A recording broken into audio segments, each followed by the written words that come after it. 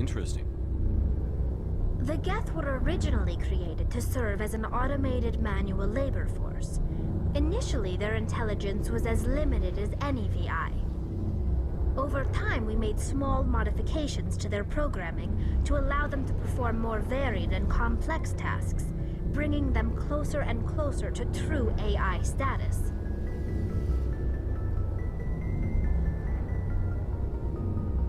How come the Council didn't step in and stop you? This wasn't true AI research. We may have been skirting the bounds of the law, but we never did anything that was actually illegal. The changes were so insignificant, so gradual, that we were able to control them. Or so we thought. But one thing we underestimated was the power of the neural network. A million Geth thinking simultaneously created an inherently unstable matrix.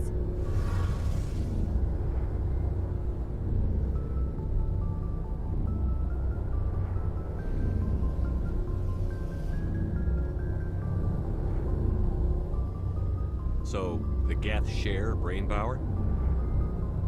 Many of the Geth's logic systems were designed to work in concert with other nearby Geth. Basically, the more of them you have in a group, the smarter they are.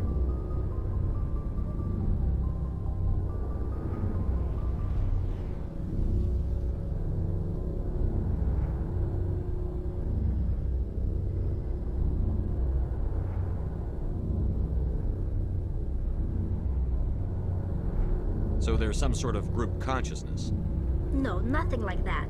They cannot share sensory data or information. Their programming cannot handle that much simultaneous input. Each Geth maintains an individual awareness and identity. The neural network only operates on a process-based level.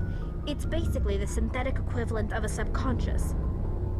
But when they're in close proximity, they can coordinate low-level functional processes, freeing up more capacity for original or independent thought.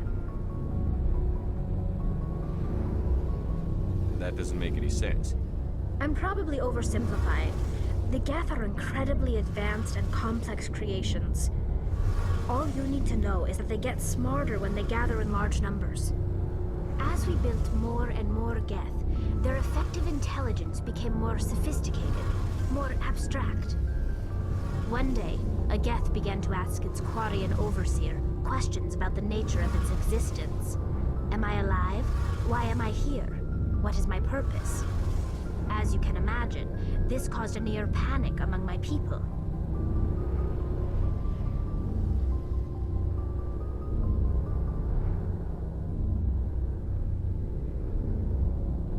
I don't see what's so bad about those questions. The Geth were created to engage in mundane, repetitive, or dangerous manual labor. That's fine for machines, but it won't satisfy a sentient being for long. The Geth were showing signs of rudimentary self-awareness and independent thought. If the Geth were intelligent, then we were essentially using them as slaves. It was inevitable the newly sentient Geth would rebel against their situation. We knew they would rise up against us, so we acted first. A general order went out across all Quarian-controlled systems to permanently deactivate all Geth. The Geth responded to this order violently.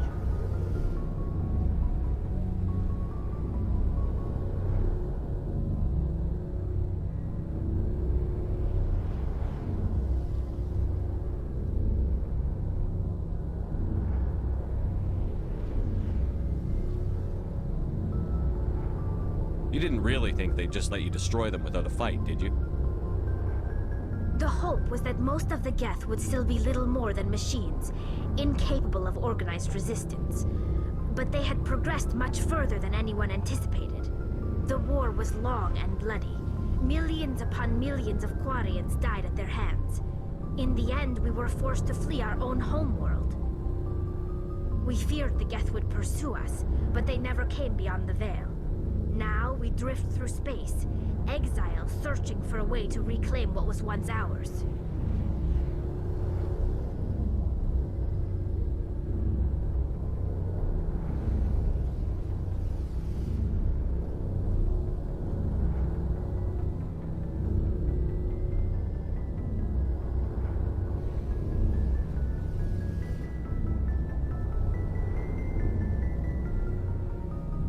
It's hard to feel sorry for you. Your ancestors tried to wipe out another species. We made a mistake when we created the Geth in the first place. But we did not make a mistake when we went to war against them. If we had not acted, they would have wiped us out. They're a synthetic life form. They have no use for organics. None. Why do you think they cut themselves off from the rest of the galaxy? Why do you think they've killed every organic being who's ever tried to contact them?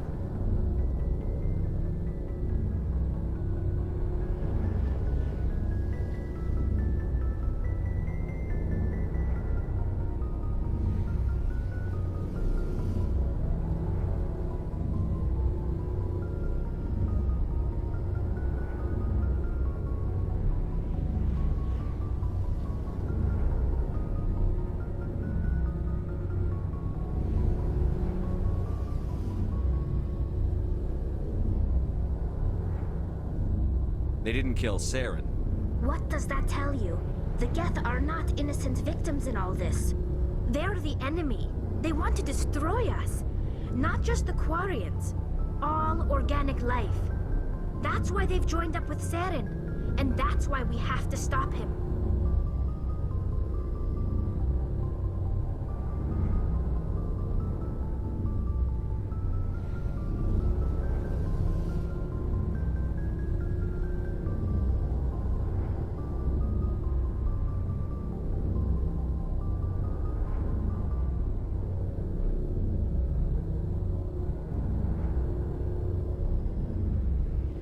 I want to know more about the pilgrimage. When my people reach maturity, we leave our birth ships and seek acceptance with a new crew. It's necessary to maintain genetic diversity among the fleet. But no ship wants to accept someone who will be a burden on them. So, to prove our worth, we embark on a pilgrimage. We set out alone, leaving the flotilla and our families behind us. We only return once we have found something of value we can bring back to the fleet. This is presented as a gift to the captain of the respective ship we wish to join.